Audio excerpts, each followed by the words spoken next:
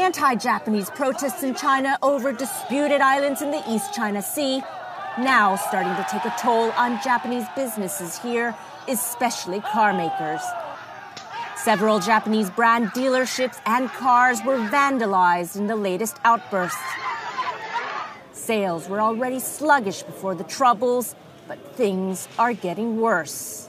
To cope, Toyota and Nissan plan to trim back production in China, extending factory holidays or reducing shifts. A tough call for the companies as China makes up a big part of their global sales. They've weathered anti-Japanese protests before, but are they hitting a turning point in the world's biggest car market? Auto analyst Klaus Power.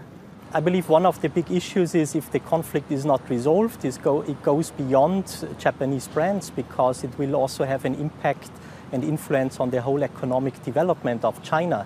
Under the assumption that this will be solved soon, there will be not the long-term impact in Japanese brands in China, in my opinion. Japanese car dealerships in China are coming up with creative ways to show their allegiance. Things are relatively quiet inside this Toyota dealership, but there are still some customers looking to buy.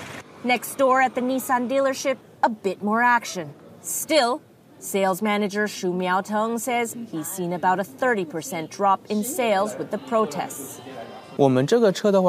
This car is basically made in China, except for a few parts and some technology from Japan.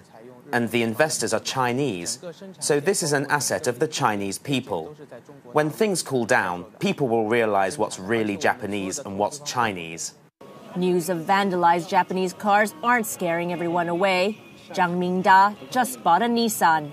Of course I'm a little worried, but you need to keep a cool head. I think most Chinese are mature, and after this period, I believe China-Japan relations will become peaceful again. So still reason to hope Japan's car makers will ramp up business in China once again. But for now, forced to adopt a low profile, they're giving way to U.S. and European competitors in an already fierce market. Jane Lan-hee Lee, Reuters.